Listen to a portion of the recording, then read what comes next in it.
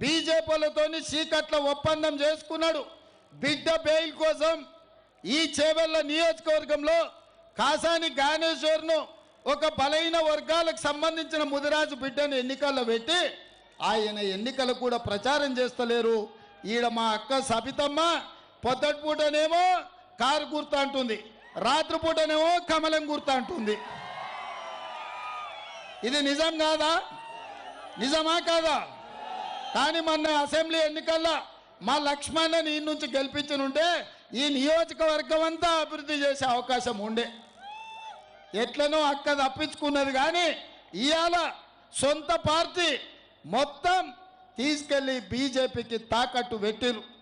ఇవాళ విశ్వేశ్వర రెడ్డి ఆయన కొండ అనుకుంటుండు. మా కార్యకర్తల సంగతి తెలియదు. మేము అండగా ఉంటే కొండైనా బండైనా మా కార్యకర్తలు బద్దలు కొడతారు.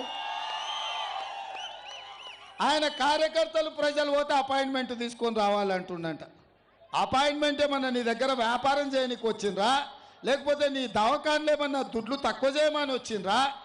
నీకు ఓట్లు వేసినందుకు వాళ్ళకి సమస్య ఉన్నప్పుడు వాళ్ళు వచ్చి కలుస్తారు. విశ్వేశ్వరరెడ్డి కలవాలి, శాతనైతే సాయం చేయాలి, నీ దవాఖానలు ఏమన్నా ఉంటే ఫీజులు తగ్గించాలి.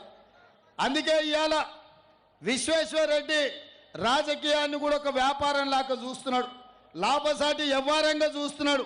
ఎంత పెట్టుబడి పెట్టినా ఎంత లాభం వచ్చిందని చూస్తున్నాడు. అట్లాంటి వాళ్లకు రాజకీయం కుదరదు.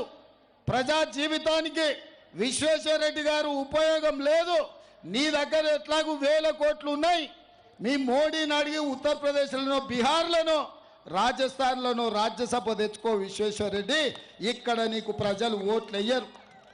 5 ఏళ్ళు నిన్ను గెలిపిస్తే 5 పైసలు కూడా ఈ చేవెళ్ళకు తీసుకురాలి. ఆనాడు చంద్రశేఖరరావే ప్రభుత్వం ఉండే, నువ్వే ఎంపీగా ఉంటివి. మళ్ళీ ఇవాళ 10 ఏళ్ళు తెలంగాణను మోసం చేసిన మోడీ పక్కన చేరి ఇవాళ మోడీ తరఫున ఓట్లు అడుగుతున్నావు. నేను సూటి